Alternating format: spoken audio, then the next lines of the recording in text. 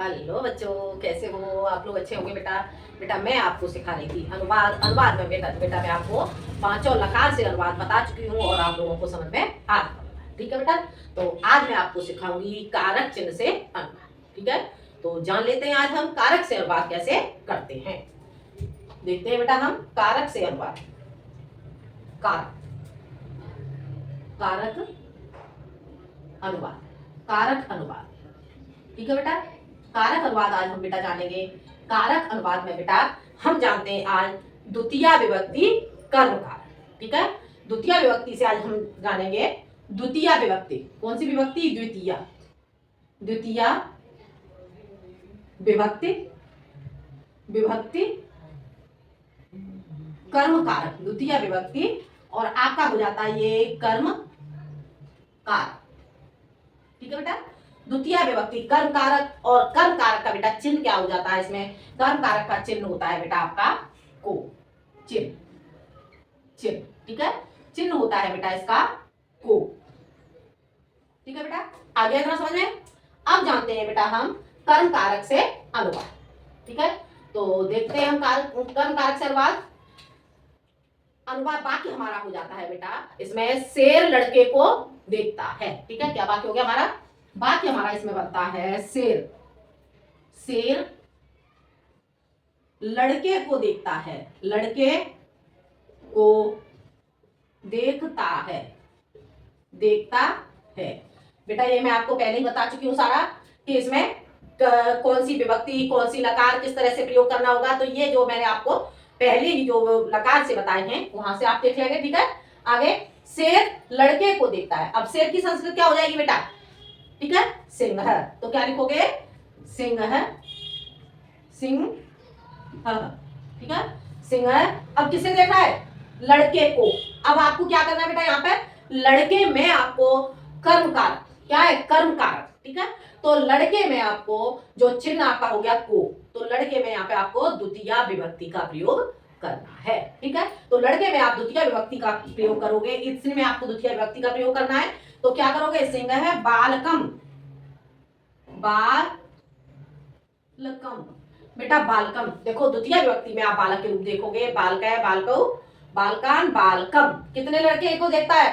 शेर लड़के को, एक लड़के को देख रहा है शेर। तो यहां पर आ जाएगा आपका सिंह है बालकम देखता है। देखने की संस्कृत क्या आ जाएगी? पश्यति। पस दृष्ट धातु से आपका आ जाएगा। हो गया क्लियर बेटा? इतना आपको समझ आ गया। सिंह है बालकम पश्यति। अब अगला आपका वाक्य बन जाता है बेटा शेर शेर दो लड़कों को देखता है। शेर दो लड़कों को देखता है। बाकी आपका क्या हो गया बेटा? समझ आ रहा है? शेर दो लड़कों को देखता है। अब आप इसे बनाएंगे तो शेर शेर की संस्कृत क्या हो जाएगी? सिंह। सिंह लड़के को, दो लड़कों की क्या हो जाएगी? बालकम बालकौ। ठीक है, बालका बालकौ, बालका बालकम बालकौ बालकान। ठीक है, तो बाल सिंह है बालकौ बालकौ पश्यति। पश्यति। अब यहाँ पर कर्ता एक है तो क्रिया यहाँ पर एक वचन की ही चलेगी। ठीक है, यहाँ पर हमें सिर्फ कर्म में चेंज करना है, कर्म में द्वितीय विभक्ति को लगाना है। हो गया क्लियर? समझ आ गया? अगला वाक्य हो जाता है बेटा आपका शेर शेर लड़कों को देखता है। शेर लड़कों को देखता है। ठीक है, शेर लड़कों को देखता है। अब इस वाक्य को आप कैसे बनाओगे बेटा? शेर सिंह सिंह बालकान बालकान पश्यति।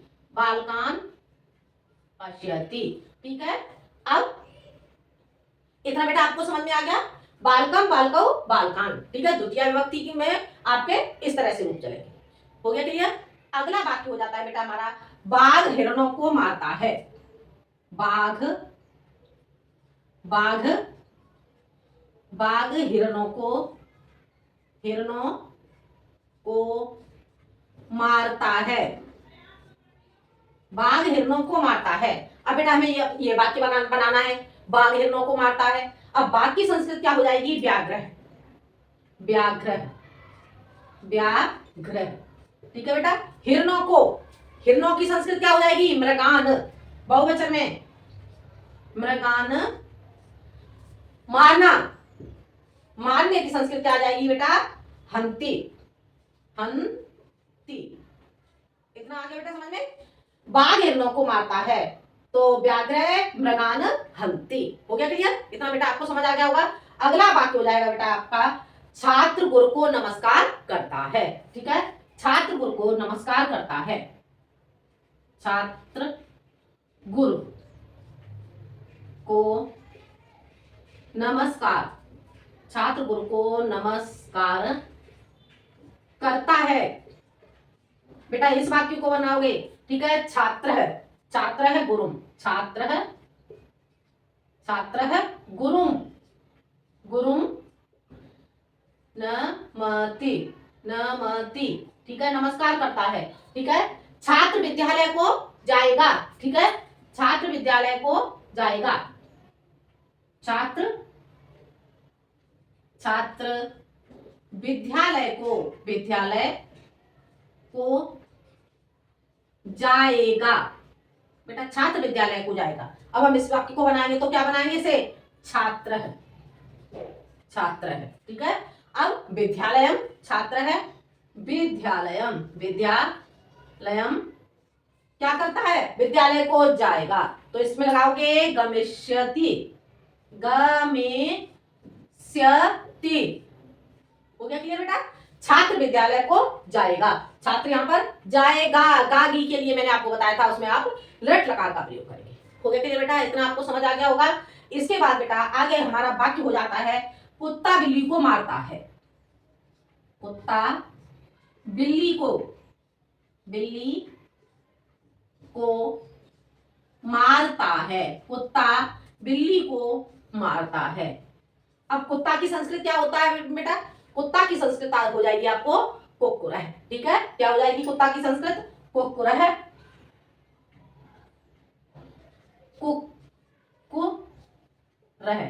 कुक्कुरह बिल्ली, बिल्ली की हो जाएगी मारजारी, मारजारी और हंती, आगे समझ में क्या हो गया?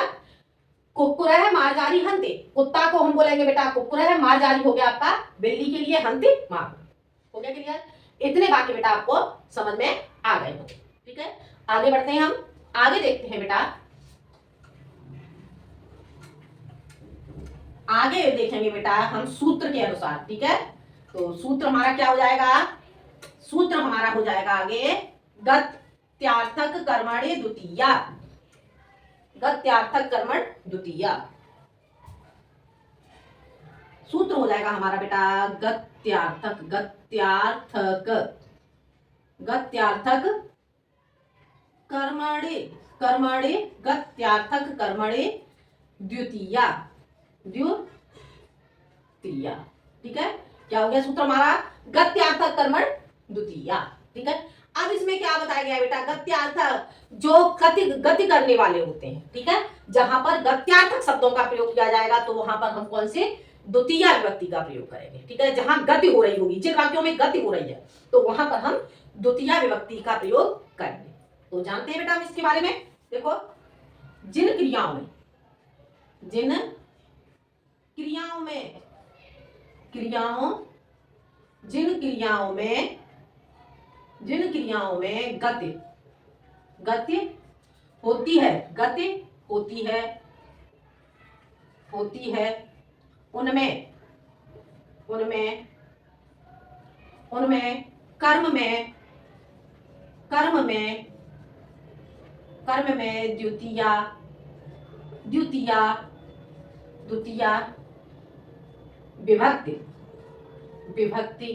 द्वितीय विभक्ति का प्रयोग, द्वितीय विभक्ति का प्रयोग होता है। आगे बेटा समझ में? जिन क्रियाओं में गति होती है उनमें कर्म में द्वितीय विभक्ति का प्रयोग होता है। हो गया क्लियर? अब वाक्य हो जाता है आपका यहाँ पर, बंदर पेड़ पर चढ़ता है। वाक्य आपका क्या हो गया? बंदर पेड़ पर चढ़ रहा है। अब वहां पर गति कर रहा है बंदर। ठीक है, तो वहां पर क्या होगा? गत्यार्थक में आपका द्वितीय विभक्ति हो जाएगी। ठीक है, क्या वाक्य हो जाता है? बंदर पेड़ पर चढ़ता है। बाकी बन जाएगा बंदर पेड़ पर चढ़ता है। बंदर पेड़ पर चढ़ता है। चढ़ता है, बंदर पेड़ पर चढ़ रहा है। अब ये इस वाक्य को हम बनाएंगे। बंदर की संस्कृत क्या हो जाएगी बेटा? वानरह। वानरह, वानरह। पेड़ की संस्कृत पेड़ पर, वानरह। वृक्षम, वृक्षम आरोहति। चढ़ना की क्या हो जाएगी? आरोहति। ठीक है, आरोहति। अगला वाक्य आपका हो जाता है मगर यमुना में प्रवेश करता है। मगर क्या करता है? यमुना में प्रवेश कर रहा है, तो वो गति कर रहा है, वहां पर चलने की कोशिश कर रहा है। ठीक है, तो क्या बनाएंगे? मगर, मगर, मगर यमुना, यमुना में प्रवेश करता है। मगर यमुना में प्रवेश करता है। अब बेटा हम इस वाक्य को बनाएंगे। ठीक है, तो मगर, मगर की संस्कृत क्या हो जाएगी बेटा? मकरह। मकरह, मकरह। अब यमुनाम, यम नाम, यमुनाम प्रविशति, प्रविशति। आगे समझ में? मगर यमुना में प्रवेश करता है, तो मकरह यमुनाम प्रविशति। हो गया क्लियर? अब इसके बाद अगला वाक्य आपका आ जाएगा बेटा, भैंस क्या करती है? भैंस तालाब में प्रवेश करती है, तो वो भी गत्यार्थक हो गया। क्या हो जाएगा? भैंस, भैंस। ठीक है, भैंस, भैंस तालाब में, तालाब में प्रवेश करती है। प्रवेश, तालाब में प्रवेश करती है। ठीक है, तो भैंस की संस्कृत क्या हो जाएगी? भैंस की संस्कृत हो जाएगी बेटा आपकी महिषी।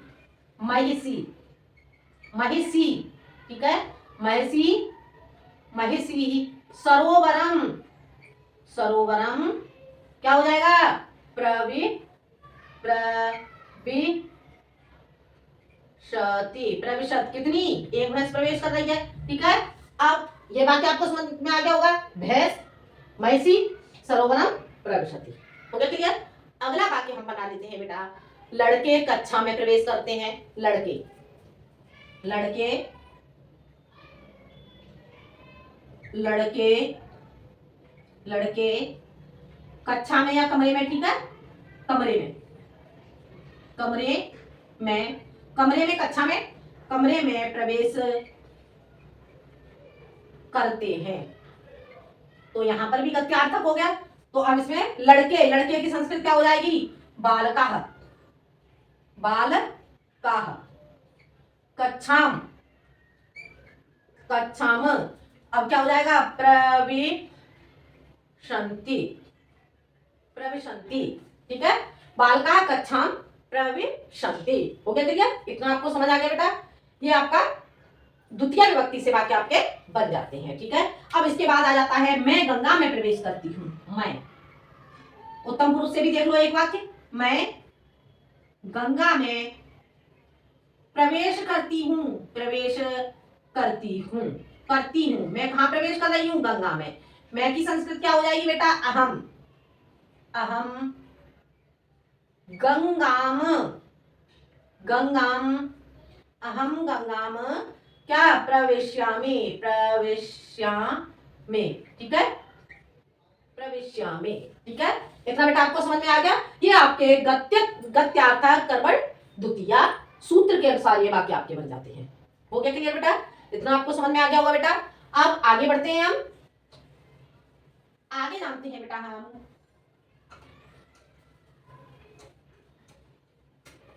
अब हम जानेंगे बेटा उपसर्ग। ठीक है, यदि किसी वाक्य में उपसर्ग लगा है तो उसे आप कैसे करोगे? ठीक है, तो इसके लिए मैं आपको बता देती हूं।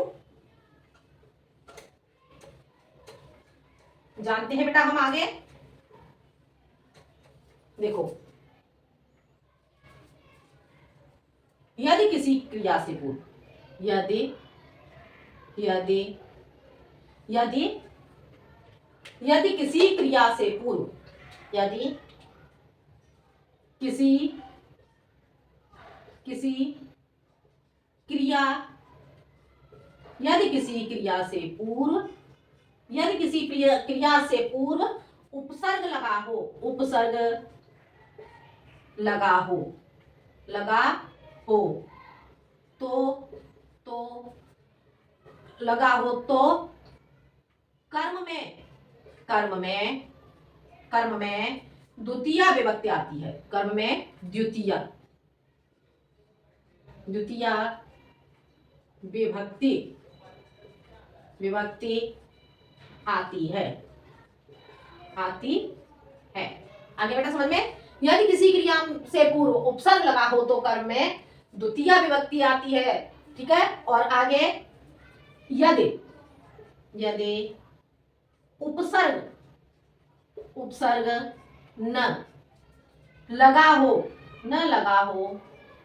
न लगा हो तो सप्तमी विभक्ति आएगी।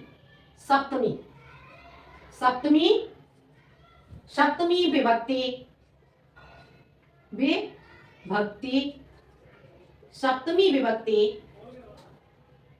विभक्ति आती है। हो गया क्लियर बेटा, समझ आ गया। यदि किसी क्रिया से पूर्व उपसर्ग लगा हो तो कर्म में द्वितीय विभक्ति आती है, और यदि उपसर्ग न लगा हो तो उसमें सप्तमी विभक्ति का प्रयोग होता है। हो गया क्लियर बेटा, इतना समझ में आ गया होगा आपको। अब जानते हैं बेटा, उपसर्ग आपका हो गया अनु। ठीक है, अनु का अर्थ क्या होता है? पीछे। ठीक है, अनु का अर्थ क्या हो गया? पीछे। अब हम जानते हैं इससे वाक्य उपसर्ग से। ठीक है, देखो, सीता राम के पीछे चलती है। सीता राम के पीछे चलती है। सीता राम के पीछे चलती है। अब इस वाक्य को बेटा हम बनाएंगे। अब सीता के लिए लगाओगे सीता रामम अनुगच्छति।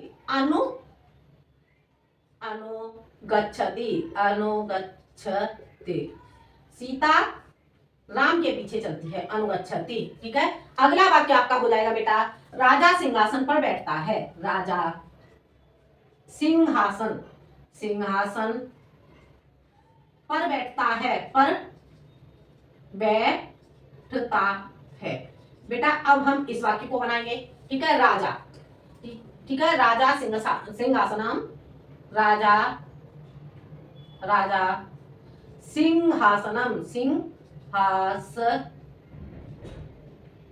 सिंहासनम। ठीक है, राजा सिंहासनम अधितिष्ठति।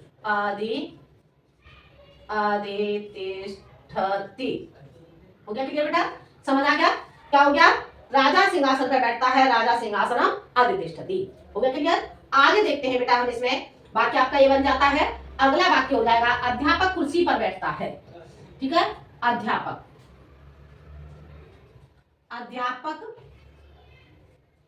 कुर्सी पर बैठता है। अध्यापक कुर्सी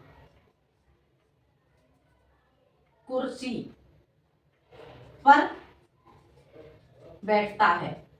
बेटा इस वाक्य में देखो, आपका अनुपसर्ग हो गया और यहाँ पर आपका अधिउपसर्ग हो गया। ठीक है, इन दोनों उपसर्ग के कारण यहाँ पर सिंहासन में क्या आ गया? आपका द्वितीय विभक्ति का प्रयोग हो गया। हो गया क्लियर। अब अध्यापक कुर्सी पर बैठता है। अब इस वाक्य को बनाएंगे बेटा, तो क्या लिखेंगे? अध्यापक है।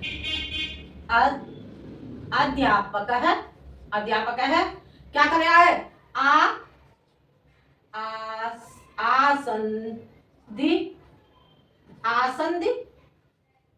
आसंदिकम अधितिष्ठति। ठीक है, आसंदिकम अधितिष्ठति।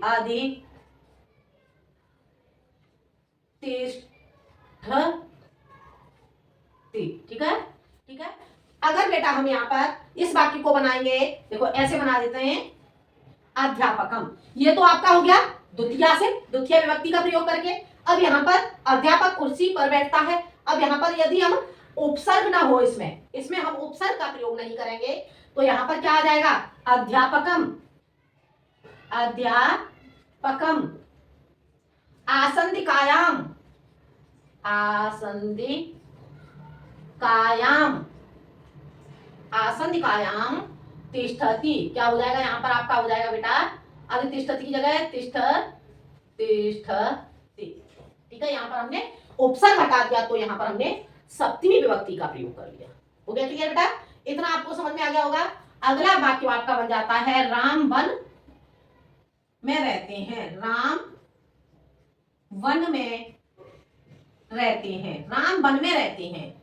राम वन में रहते हैं। अब बेटा हम इसे बनाएंगे तो क्या बनाएंगे हम इसमें? राम है, राम है वनम, राम है वनम, क्या ऊपर ऊपर उपविशति, उपविशति। ठीक है, उपविशति। अब राम कहाँ रह रहे हैं? वन में रह रहे हैं। उप का अर्थ होता है बेटा समीप। ठीक है, तो राम वन में रहते हैं। राम है वनम उपविशति। अगर हम इसमें बेटा ये सप्तमी विभक्ति से बनाएंगे तो कैसे बनाएंगे? राम राम वने वने, राम वने वसति वसति। ठीक है, ये हमारा हो जाता है बेटा सप्तमी, सप्तमी विभक्ति से हो जाता है। हो गया क्लियर बेटा? इतना बेटा आपको समझ में आ गया होगा। ठीक है, अब हम बढ़ते हैं बेटा आगे। ठीक है, इतना बेटा आपको समझ आ गया। आगे देखते हैं बेटा। हाँ देखो आगे, इतना आपको समझ आ गया होगा बेटा। इतना आप लोग कॉपी में साथ के साथ अपना नोट करते जाएं। ठीक है, आगे आपका सूत्र हो जाता है कथितम कथितम च, कथितम च, अकथितम च, अकथितम। समझ आ रहा है बेटा? अकथितम च। ठीक है, ये आपका सूत्र हो गया। अब हम इस सूत्र के द्वारा हम वाक्य बनाएंगे। तो इस सूत्र के द्वारा बेटा हम कैसे बनाएंगे? अकथितम कर्म में, अकथितम, अकथितम कर्म में, कर्म में 16 द्विकर्मक, द्विकर्मक 16 द्विकर्मक क्रियाओं के, क्रियाओं 16 द्विकर्मक क्रियाओं के, 16 द्विकर्मक क्रियाओं के। ठीक है बेटा, क्या हो जाएगा? अब देखते हैं हम इसको। 16 द्विकर्मक। ठीक है बेटा, क्या अकथम कर्म में 16 द्विकर्मक क्रियाओं के, क्रियाओं के योग में, क्रियाओं के योग में, क्रियाओं के योग में द्वितीया विभक्ति, द्वितीया, द्वितीया विभक्ति, विभक्ति, द्वितीया विभक्ति आती है, आती है। हो गया क्लियर बेटा? समझ आ रहा है?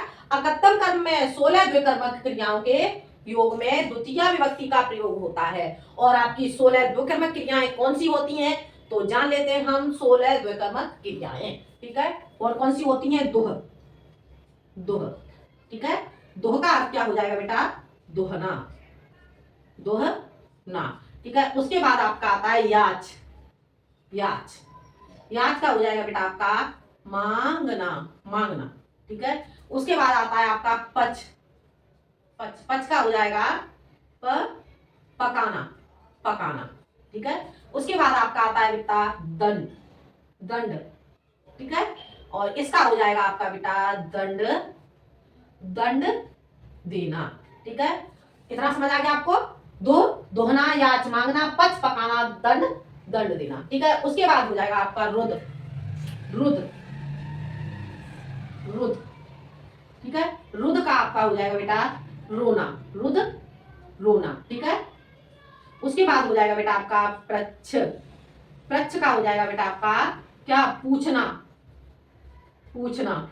ठीक है, उसके बाद आ जाएगा बेटा आपका चे, चे, चे का हो जाएगा बेटा आपका चुराना, चे, चुराना, चुराना। ठीक है, चुराना, चे का हो जाएगा बेटा आपका चुराना। ठीक है, उसके बाद आ जाएगा बेटा आपका ब्रू, ब्रू, ब्रू का हो जाएगा बेटा आपका बोलना, बोलना। ना, ठीक है। उसके बाद हो जाएगा आपका शास, शास, इसका हो जाएगा बेटा आपका शासन, शासन करना, ठीक है, शासन करना, ठीक है। इसके बाद आपका आ जाएगा बेटा जे, ठीक है, जी का हो जाएगा बेटा आपका जीतना, जीतना। और इसके बाद आ जाएगा आपका मत, मत, ठीक है, मत का हो जाएगा बेटा आपका मथना, मथना, ठीक है। उसके बाद आ जाएगा आपका चुर, चुर, चुर का भी हो जाता है बेटा आपका चुराना, चुराना, ठीक है। उसके बाद आपका आ जाएगा बेटा मुस, मुस, मुस, ठीक है, मुस। और आपका होता है बेटा, एक होता है आपका बेटा मुस के बाद होता है नी, ठीक है। इनका हो जाता है आपका ले जाना, ले जाना, हो गया क्लियर। इसके बाद आपका आता है बेटा क्रश, क्रश, क्रश का हो जाएगा बेटा आपका खींचना, खींचना, हो गया क्लियर। उसके बाद आ जाएगा बेटा आपका हो का हो जाएगा आपका ले जाना, ले जाना, हो गया बेटा। आ गया समझ में। कितनी क्रियाएं हो गई आपकी? 16 द्योतक क्रियाएं। बुह, याच, पच, दंड, रुद, प्रच, चे, ब्रू, सास, जे, मत, चुर और आपका मुसनी, क्रश, हो। ये आपकी क्रियाएं हो गई और इनके अर्थ भी मैंने आपको बता दिए, ठीक है बेटा। तो ये क्रियाएं आपको समझ में आ गई होंगी। अब आगे जानते हैं एवं इनके, ये तो आपकी क्रियाएं हो गई। और इसके अतिरिक्त जो इनके पर्यायवाची शब्द होते हैं, तो पर्यायवाची शब्दों में भी आपके क्या द्वितीय विभक्ति का प्रयोग होता है। तो ठीक है, जान लेते हैं हम बेटा।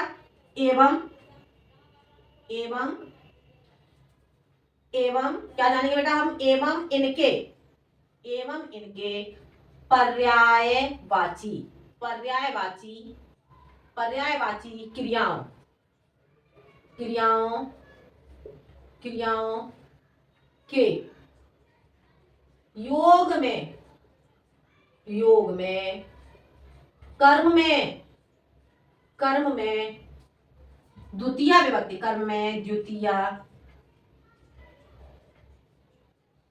विभक्ति, विभक्ति, द्वितीय विभक्ति आती है,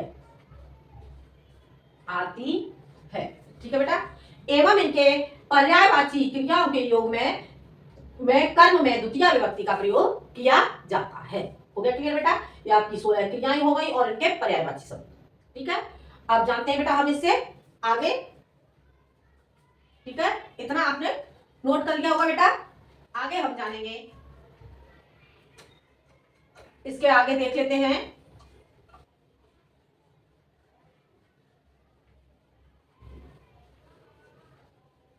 इसके आगे देखेंगे बेटा हम। अब हम बेटा इन धातुओं से बाकी देख लेते हैं, इन क्रियाओं से कैसे बनाएंगे। वाक्य हो जाता है बेटा आपका कृष्ण गाय से दूध दुहता है, ठीक है। तो क्या हो जाएगा वाक्य आपका? कृष्ण, कृष्ण, कृष्ण गाय, ठीक है, कृष्ण गाय से दूध दुहता है, दुहता है, कृष्ण गाय से दूध दुहता है। अब बेटा हम इस वाक्य को बनाएंगे, तो कैसे बनाएंगे? इसे बनाएंगे बेटा हम कृष्णम, कृष्णम, ठीक है, कृष्णम गावम, गाम, गाम। और गाय को बेटा हम क्या कहते हैं? गाय को हम कहते हैं संस्कृत में धेनु भी कहते हैं, ठीक है, धेनु, ठीक है। तो क्या लगाओगे इसमें? धेनु, धेनु, दुग्धम, दुग्धम दोहती, ठीक है, दो दोहते, क्या लगाओगे? दो हते, ठीक है, दोहते, हो गया? आ गया समझ में? कृष्ण गाय से दूध दोहता है, तो कृष्णम गावम दुग्धम दोहते, ठीक है। अगला वाक्य जानते हैं बेटा। अगला वाक्य हो जाएगा बेटा आपका राम श्याम से पुस्तक मांगता है। अब इसमें भी आपका, ठीक है, तो राम श्याम से, राम श्याम से, श्याम से पुस्तक मांगता है, राम श्याम से पुस्तक मांगता है।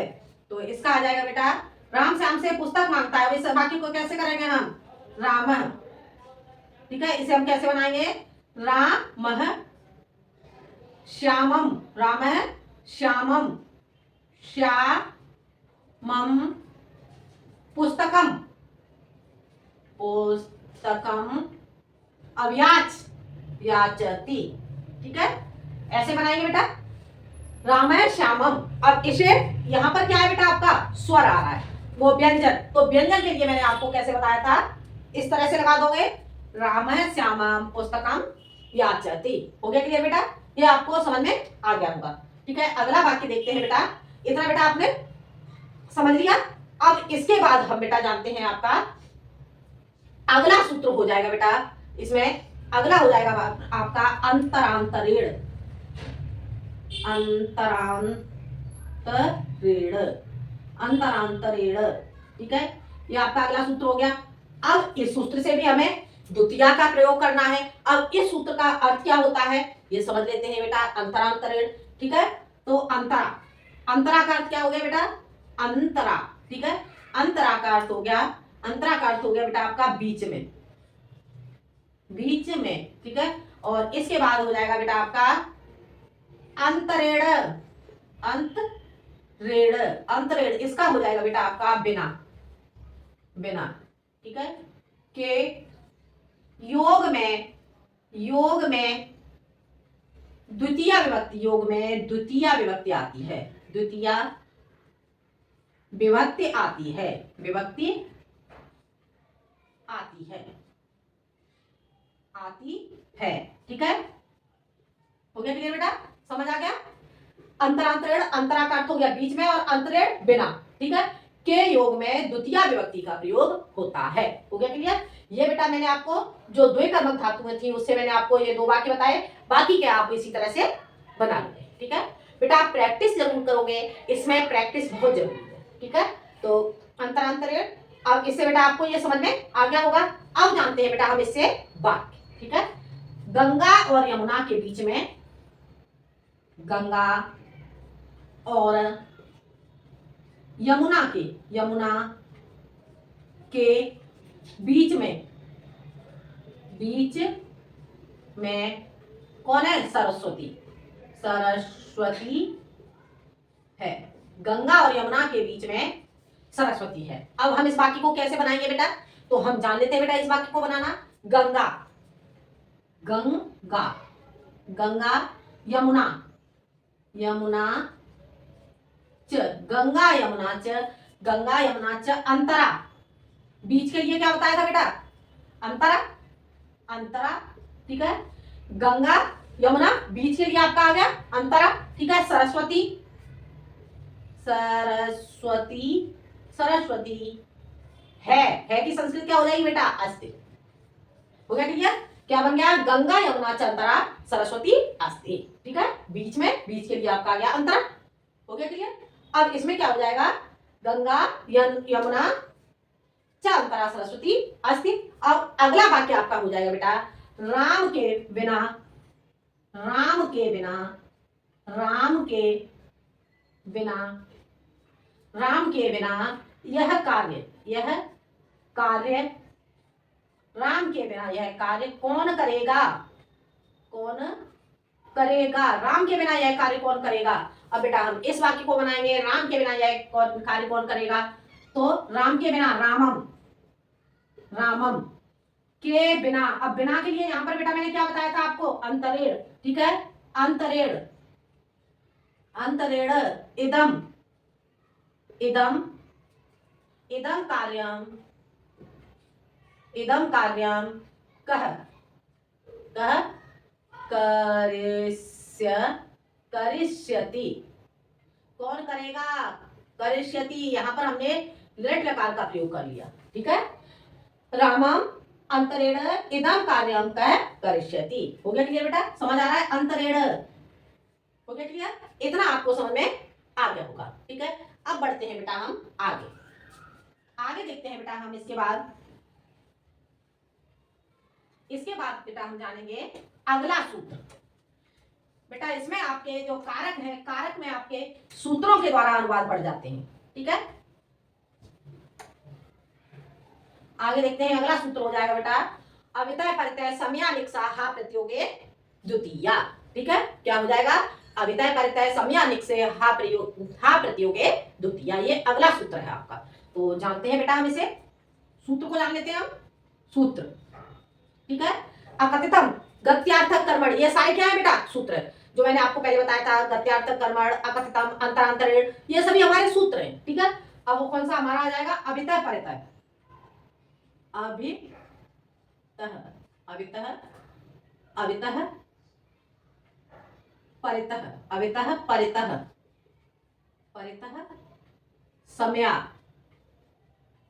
निक्सा, समया निक्सा, निक्सा हा प्रतियोगे, प्रतियोगे अपि, प्रतियोगे अपि द्वितीया, द्वितीया।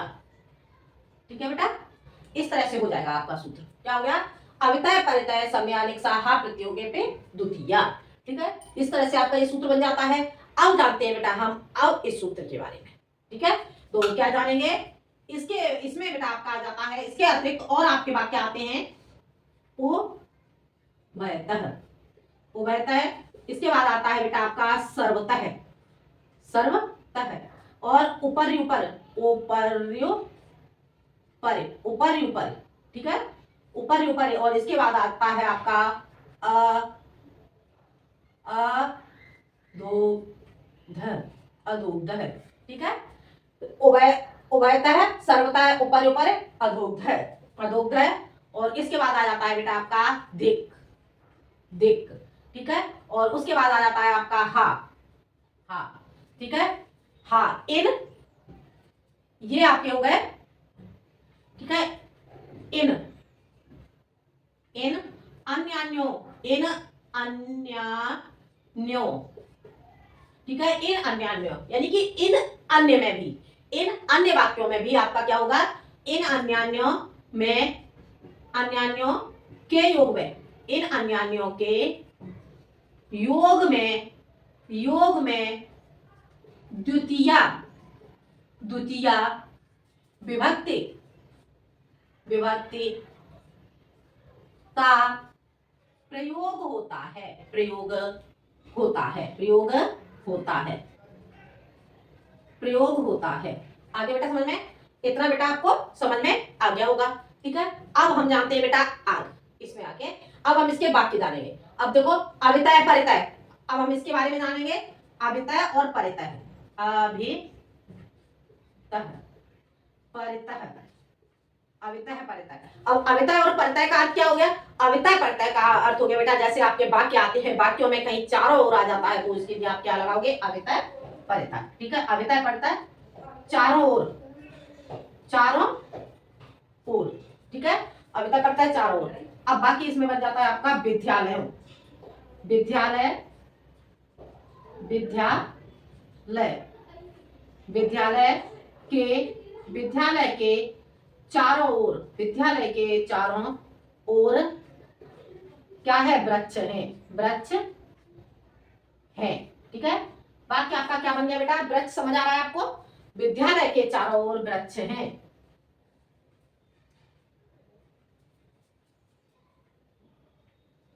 वृक्ष है।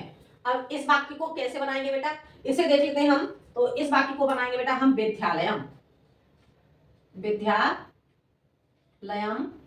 विद्यालयम अवितः, अवितः।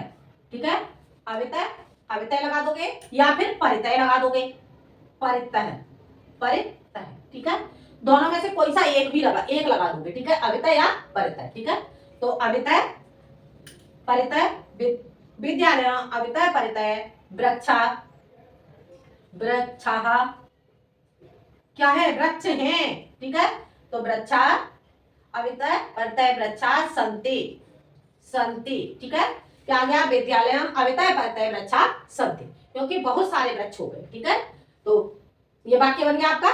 ठीक है, क्या बन गया, विद्यालयम अवितय परितय वृक्षा सन्ते। अगला आ जाएगा बेटा आपका समयानिक्सा। समयानिक्सा देखते हैं। समयानिक्सा, समयानिक्सा, समया, और उसके बाद आ जाएगा बेटा आपका समयानिक्सा। समयानिक्सा, निक्सा, समयानिक्सा। अब इसका अर्थ क्या हो जाएगा बेटा आपका? निकट। समयानिक्सा का अर्थ हो गया, इन दोनों का एक ही अर्थ होता है, निकट और पास। निकट और पास हो गया क्लियर बेटा? समयानिक्सा, निकट और पास। अब हम जानेंगे बेटा, इससे हम जानते हैं, समयानिक्सा से हम जानेंगे गांव के पास, गांव, गांव के समीप। गांव के समीप क्या है बेटा? नदी। गांव के समीप नदी बहती है, बहती है। ठीक है, अब इस वाक्य को बनाएंगे, कैसे बनाएंगे बेटा हम? ग्रामस्य समीपम, गांव के।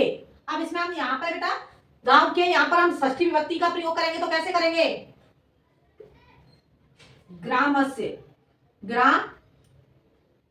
ग्रामस्य, ग्रामस्य समीपम, समीपम नदी बहती, नदी, नदी बहती, बहती।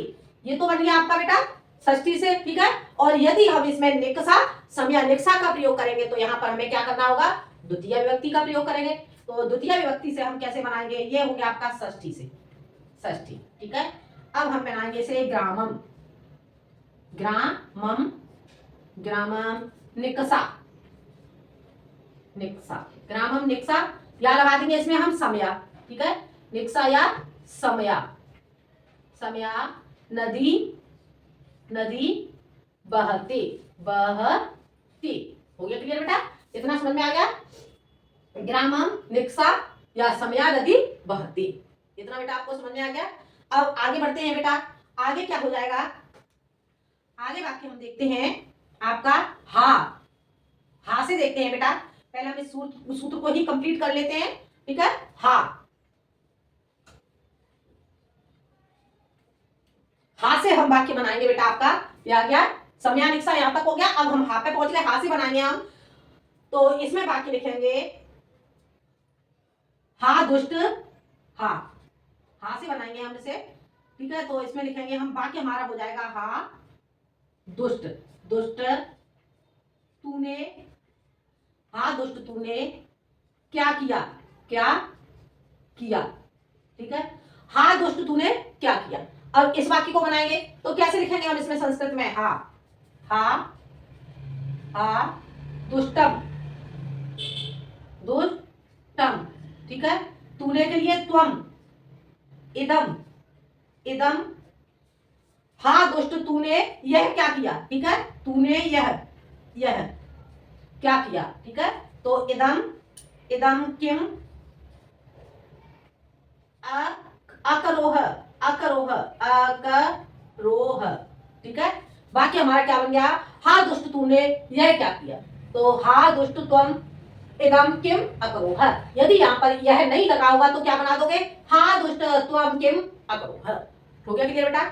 समझ में आ गया? इतना बेटा आपको समझ में आ गया होगा। ठीक है, अब इसके बाद जानते हैं बेटा हम प्रति। प्रति, प्रति ये हो गया। अब प्रति, प्रति का अर्थ क्या हो गया? प्रति, प्रति का अर्थ हो जाएगा बेटा आपका तरफ, तरफ, और हो जाएगा बेटा आपका ओर, ओर। ठीक है, तरफ, ओर। अब हम प्रति से हम अनुवाद बनाना सीखेंगे बेटा, देखते हैं। प्रति से हम जानेंगे बेटा, राम रावण की ओर देखते हैं, राम रावण की ओर देखते हैं। प्रति, प्रति, प्रति का अर्थ मैंने क्या बताया आपको?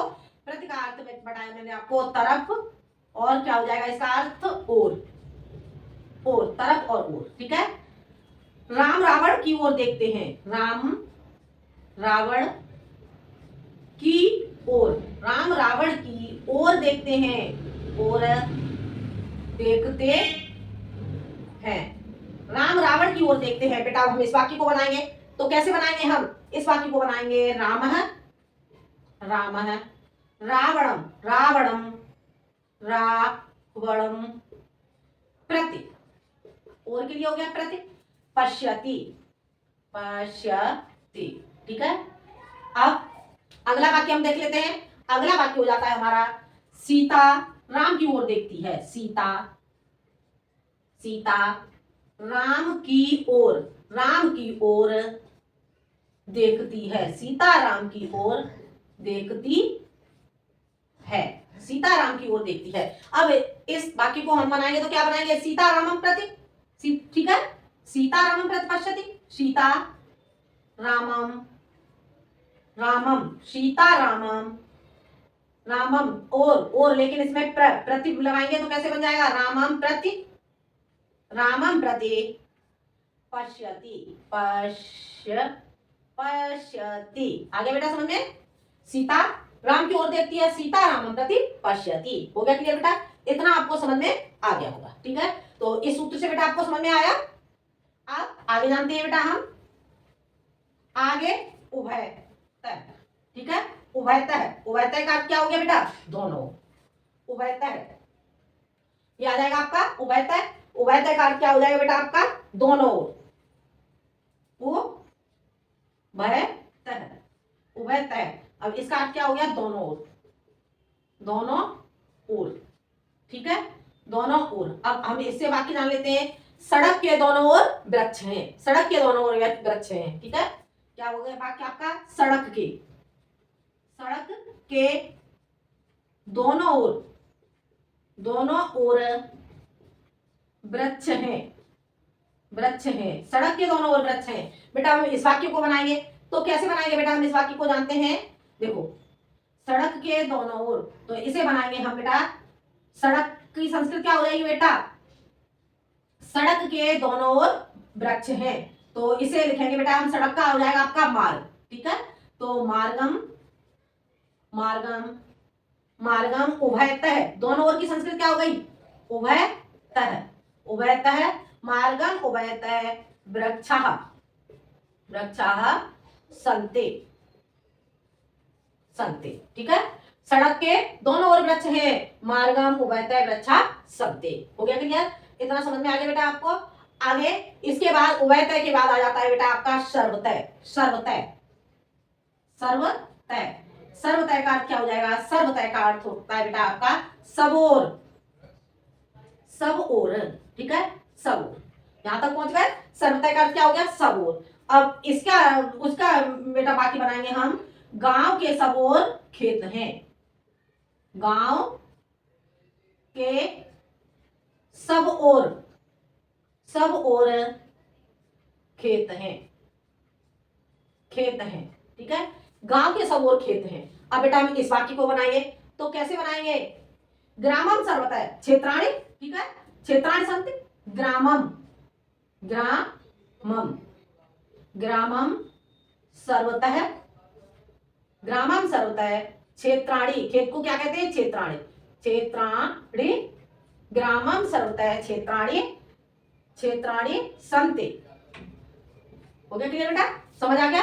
सर्वतः सब ओर, गांव के सब ओर खेत हैं, तो ग्रामम सर्वतः क्षेत्राणि सन्ति। ठीक है, जिन वाक्यों में आपका सर्वतः का प्रयोग होगा तो वहां पर आप बेटा क्या करोगे? जिन सब ओर का प्रयोग होगा तो वहां पर आप क्या लगाओगे? सर्वतः का प्रयोग करोगे। हो गया क्लियर? उभयतः, जिन वाक्यों में आपका दोनों ओर आ जाएगा तो वहां पर उभयतः का प्रयोग करोगे। ठीक है, इतना बेटा आपको समझ में आ गया होगा। अब ऊपर सर्वतः के बाद क्या आ जाएगा? ऊपरी। ठीक है, क्या होगा? ऊपरी। अगला हो जाएगा आपका ऊपरी। ठीक है, ऊपरी।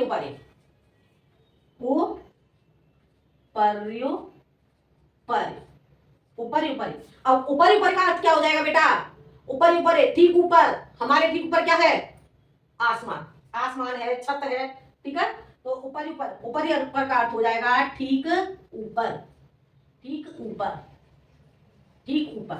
अब बेटा हम इससे वाक्य बनाते हैं ऊपर ऊपर का प्रयोग करके। एक एक वाक्य मैं आपको बता दे रही हूँ, बाकी के सारे वाक्य इसी तरह से बनेंगे। ठीक है, ऊपर ऊपर अब ऊपर ऊपर से वाक्य हो जाएगा वृक्ष, वृक्ष, वृक्ष के ठीक ऊपर, ठीक ऊपर, वृक्ष के ठीक ऊपर क्या है? आकाश है, आकाश है, वृक्ष के ठीक ऊपर आकाश है। ठीक है, अब हम इस वाक्य को बनाएंगे, वृक्ष के ठीक ऊपर आकाश है। अब हम वृक्ष की संस्कृत लगाएंगे, वृक्षम। ठीक है, क्या लगाएंगे? वृक्ष के ठीक ऊपर आकाश है, वृक्षम, वृक्षम, ऊपर ऊपर, ऊपर ऊपर, वृक्षम ऊपर ऊपर क्या है? आकाशम, आकाशम अस्ति, वृक्ष ऊपर ऊपर आकाशम अस्ति। हो गया क्लियर बेटा? ऊपर ऊपर से आपका वाक्य समझ में आ गया। अब आपको क्या बनाना है? अधोक्तः, अधोक्तः से वाक्य हम सीखेंगे। ठीक है, एक एक वाक्य बता रही हूं बेटा क्योंकि वीडियो लंबी हो जाएगी। ठीक है, अधोक्तः, ठीक है, अधोक्तः, अधोक्तः, अधोक्तः। ठीक है बेटा, अब हम जानेंगे अधोक्तः। अधोक्तः का अर्थ क्या हो जाएगा बेटा? अधोक्तः का अर्थ हो जाएगा बेटा ठीक नीचे, ठीक नीचे, ठीक नीचे।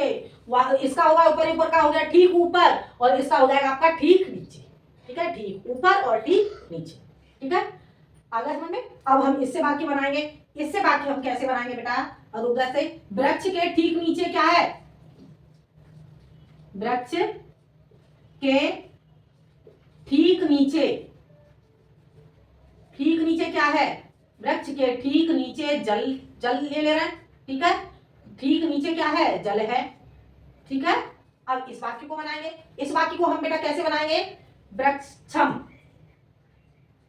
वृक्षम अधोक्तः, अधोक्तः, वृक्षम अधोक्तः क्या? जलम अस्ति, जलम अस्ति। ठीक है, आगे समझ में? अब इसके बाद आ जाता है बेटा आपका धिक्। ठीक है, धिक् से, ठीक है, राम को धिक्कार है। अगला हम वाक्य बना लेते हैं, राम को, राम को धिक्कार है, धिक्कार, राम को धिक्कार है। ठीक है, राम को धिक्कार है कि उन्होंने, उन्होंने, उन्होंने क्या किया था? राम ने, राम ने क्या किया था? उन्होंने सीता को त्याग दिया, उन्होंने सीता को, सीता को त्याग दिया। आगे समझ में? राम को धिक्कार है कि उन्होंने सीता को त्याग दिया। अब हम इस वाक्य को बनाएंगे। इस वाक्य को बेटा हम कैसे बनाएंगे जान लेते हैं हम। राम को धिक्कार है कि उन्होंने सीता को त्याग दिया। रामम, रामम धिक्। ठीक है, रामम धिक्, धिक्, ये आ गया आपका धिक्। रामम धिक् के, रामम धिक्, धिक् अस्ति, रामम धिक् अस्ति। ठीक है, धिक्, रामम धिक् अस्ति, धिक्कार यत्, यत् सह सीताम, सीताम क्या कर दिया? अत्यजत। ठीक है, आगे समझ में? रामम धिक् अस्ति यत् सह सीताम अत्यजत। हो गया क्लियर बेटा? समझ आ गया? अब मैं बेटा आपको 4 वाक्य बताती हूँ, वो वाक्य आप लोगों को खुद करने होंगे। बाकी के मैं द्वितीय विभक्ति से ही जो शेष और है उसे मैं बताऊंगी अगले वीडियो में। ठीक है, क्योंकि वीडियो बहुत लंबा हो जाएगा, तो इसलिए बाकी का मैं अगले वीडियो में पढ़ाऊंगी। तो अब मैं आपको बाकी बता देती हूँ बेटा, वो आप लोग करके देखोगे कि आपको समझ आया या नहीं आया। अगर नहीं समझ में आया हो तो बेटा आप मुझे बताओगे। ठीक है, वाक्य आपके क्या हो जाते हैं बेटा? कृष्ण के दोनों ओर ग्वाले हैं। बाकी क्या हो गया आपका? कृष्ण के, कृष्ण के दोनों ओर, दोनों ओर ग्वाले हैं। ठीक है बेटा, इस वाक्य को तो आप बना ही लोगे। ठीक है, उसके बाद आपका बेटा आ जाता है वाक्य आपका, अगला वाक्य क्या आ जाएगा बेटा? अगला वाक्य आपका हो जाएगा बेटा गडरिया गड़रिया, गड़रिया, गड़रिया क्या करता है? बकरी, बकरी को, बकरी को, गड़रिया बकरी को गांव ले जाता है, गांव ले जाता है। ये वाक्य आपका क्या बन गया? गड़रिया बकरी को गांव ले जाता है। ठीक है, गड़रिया बकरी को गांव ले जाता है। गड़रिया, गड़रिया की संस्कृत क्या होगी? गड़रिया की संस्कृत बेटा मैं आपको बता देती हूँ, आपको नहीं पता होगा तो गड़रिया की संस्कृत लगाएंगे बेटा मेषपाल है। ठीक है, बाकी बकरी की संस्कृत आपको पता ही है, गांव की संस्कृत आपको पता ही है, और ले जाने के लिए मैंने आपको जो धातु में बताई थी 16 द्विकर्मक धातु में बताई थी, तो वहां से प्रयोग करो। हो गया क्लियर? बना लोगे आप इसे। अगला, बामन माली से पृथ्वी मांगते हैं। बामन माली से, माली से पृथ्वी मांगते हैं, मांगते हैं, मांगते, मांगने के लिए क्या?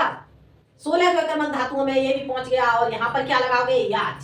ठीक है, तो ये बाकी भी आप लोग बना ही लोगे। नगर के निकट, अगला वाक्य, नगर के निकट, निकट क्या है? बगीचा है, निकट बगीचा है, बगीचा, बगीचा है। ठीक है, अब इस वाक्य में बेटा आप कैसे बनाओगे? नगर के निकट बगीचा है, तो बगीचा, बगीचा की संस्कृत क्या होती है? बगीचा की संस्कृत होती है बेटा आपकी उद्यान। ठीक है, बाकी नगर के निकट, नगरम, और निकट, निकट के लिए आप लगा ही लोगे। मैंने अभी अभी आपको निकट के लिए वाक्य बताए थे, समया निक्सा हा प्रत्योगे। ठीक है, तो वहां से समझ आ जाएगा आपको। अगला वाक्य है, अगला वाक्य बेटा, माता, माता भैंस, माता भैंस, भैंस, भैंस दुहती है, माता भैंस से दूध दुहती है, दूध दुहती है, माता भैंस से दूध दुहती है। बाकी क्या हो गया आपका? माता भैंस से दूध दुहती है। हो गया क्लियर? ये बाकी बेटा आपको समझ में आ गए होंगे। कृष्ण के दोनों ओर वाले हैं, बना लोगे आप वाक्य को। गड़रिया बकरी को गांव ले जाता है, और बामन माली से पृथ्वी मांगते हैं, नगर के निकट बगीचा है, माता भैंस से दूध दुहती है। ठीक है, तो इतने वाक्य बेटा आप लोग बना लोगे। बाकी के आप लोग अपनी तरफ से भी कोई उदाहरण आप करना चाहो तो कर सकते हो, आप लोग देख लोगे उदाहरण। ठीक है, तो ये हो जाता है बेटा आपका द्वितीय विभक्ति कर्म कारक से मैंने आपको ये बताए वाक्य, और अभी आपको द्वितीय विभक्ति में ही कुछ बताने के लिए शेष है, तो मैं वो बताऊंगी आपको अगली वीडियो में। तो आज के लिए इतना ही बेटा। आपको वीडियो पसंद आया तो लाइक करें, शेयर करें और सब्सक्राइब करें, और मिलते हैं हम अगले वीडियो में आगे। ठीक है, आगे समझते हैं हम द्वितीय विभक्ति। तो आज के लिए इतना ही, धन्यवाद।